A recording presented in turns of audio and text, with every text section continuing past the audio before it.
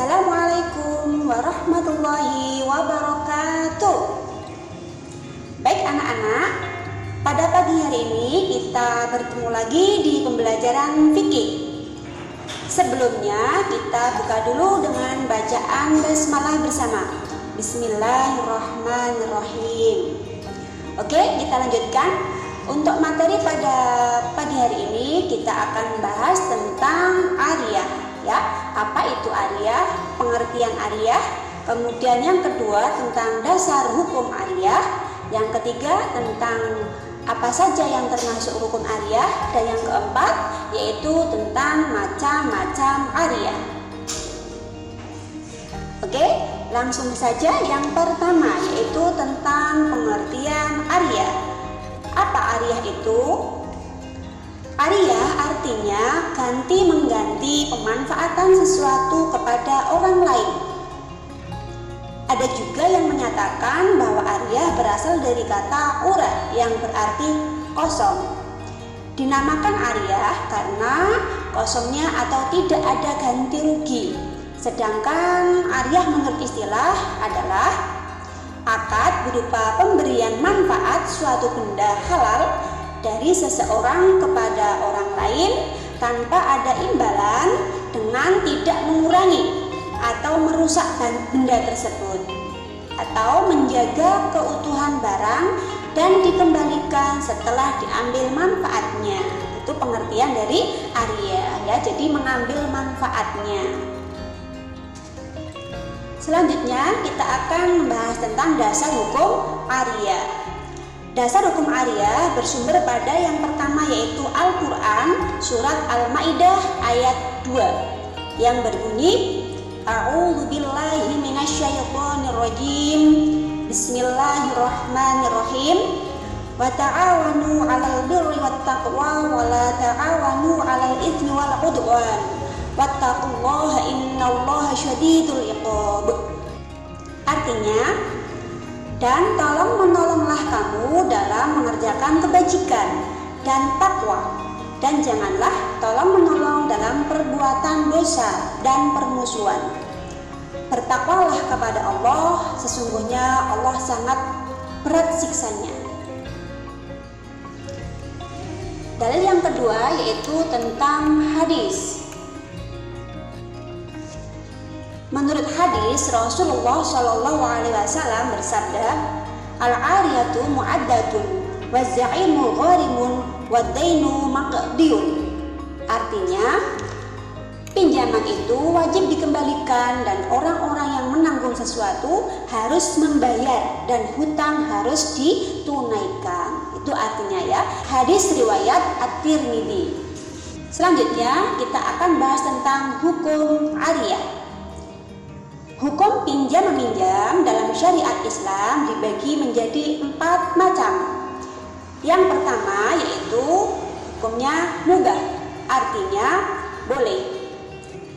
Boleh atau mubah ini merupakan hukum asal dari pinjam-meminjam. Yang kedua yaitu sunnah, artinya pinjam-meminjam yang dilakukan memenuhi suatu kebutuhan yang cukup penting, misalnya meminjamkan sepeda untuk mengantarkan anaknya ke sekolah atau meminjamkan buku pelajaran dan sebagainya, ya. Karena itu untuk memenuhi suatu kebutuhan itu hukumnya sunnah. Yang ketiga hukumnya yaitu wajib. Bagaimana pinjam-minjam bisa menjadi hukumnya wajib, ya?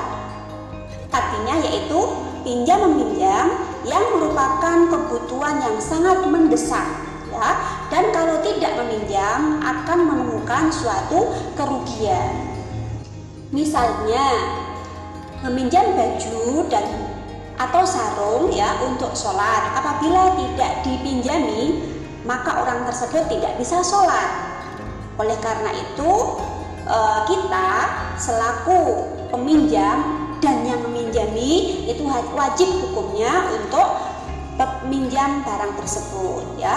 Karena kalau seandainya kok baju kita terkena najis, kemudian kita tidak punya gantinya, kita tidak pinjam, maka kita tidak akan sholat, kita akan terkena dosa. Oleh karena itu hukumnya wajib pinjam dan yang meminjami wajib minjami baju tersebut atau sarung tersebut gitu ya. Jadi hukumnya wajib.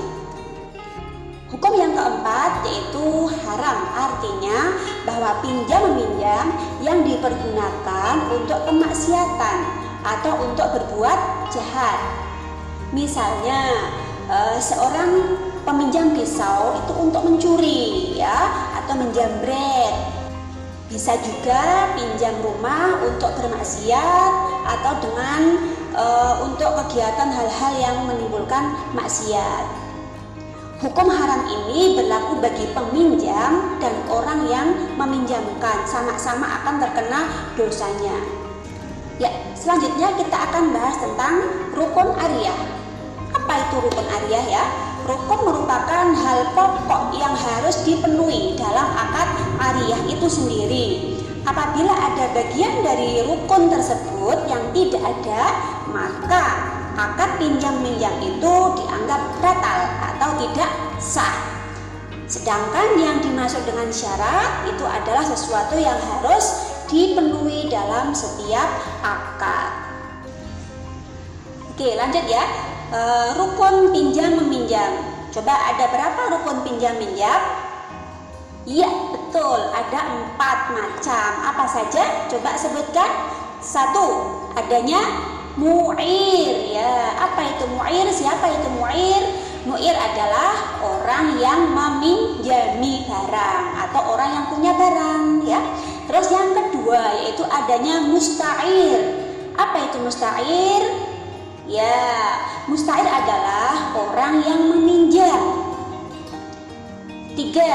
Adanya musta'ar. Apa itu musta'ar? Yaitu barang yang akan dipinjam. Berarti barangnya ya yang akan dipinjam. Terus yang keempat yaitu adanya sighot ijab qabul. Sighot ijab qabul yaitu adanya serah terima ya, adanya serah terima dari peminjam dan orang yang meminjami. Ya, selanjutnya kita akan membahas tentang macam-macam ariyah ya. Ada berapa macam ariyah? Ya, ada 2 macam. Sebutkan. Yang pertama yaitu ariyah mutlaqah.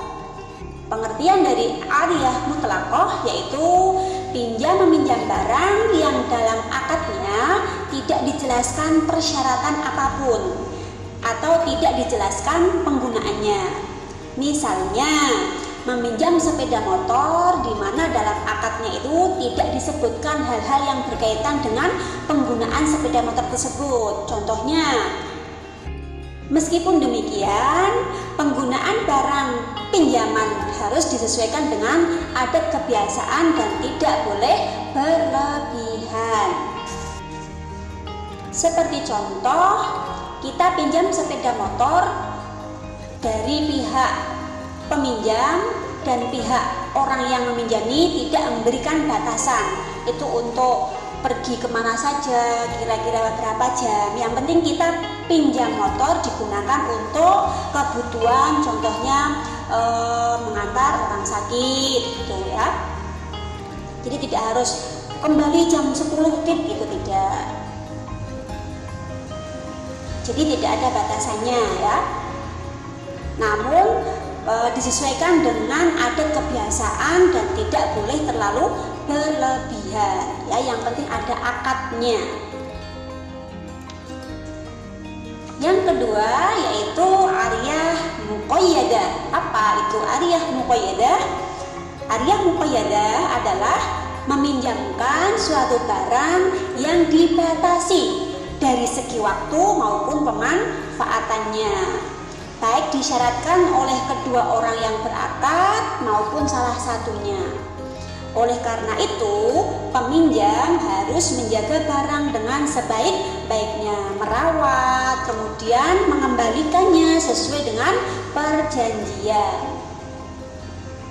Jadi untuk contoh ariyah muqayyadah ini sudah diatur ya, sudah disepakati untuk waktunya dibatasi berapa, kemudian kemudian kemanfaatannya juga untuk siapa saja.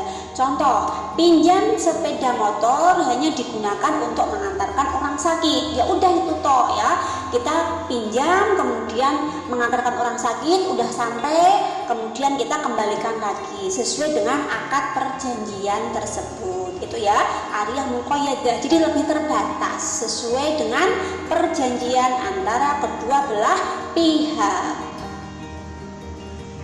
Ya, oke anak-anak ya. Jadi intinya pinjam-minjam itu adalah kesepakatan antara dua belah pihak. Jadi antara peminjam dengan orang yang meminjami itu harus ada akad. Jadi transaksi antara dua orang tersebut harus ada kesepakatan. Jadi kita harus konsekuen ya antara peminjam dan orang yang meminjami. Orang yang pinjam itu harus sesuai dengan ketentuannya, harus memenuhi syarat-syaratnya ya. Kewajiban orang yang meminjam yaitu harus mengembalikan barangnya setelah dimanfaatkan. Oke, cukup sekian anak-anak, semoga bermanfaat. Apabila ada kesalahan dari ibu mohon dimaafkan. Sebelumnya kita tutup dengan bacaan hamdalah. Alhamdulillahirabbil alamin. Cukup sekian, akhirul kalam, wallahul muwaffiq ila aqwamit thoriq. Wassalamualaikum warahmatullahi wabarakatuh.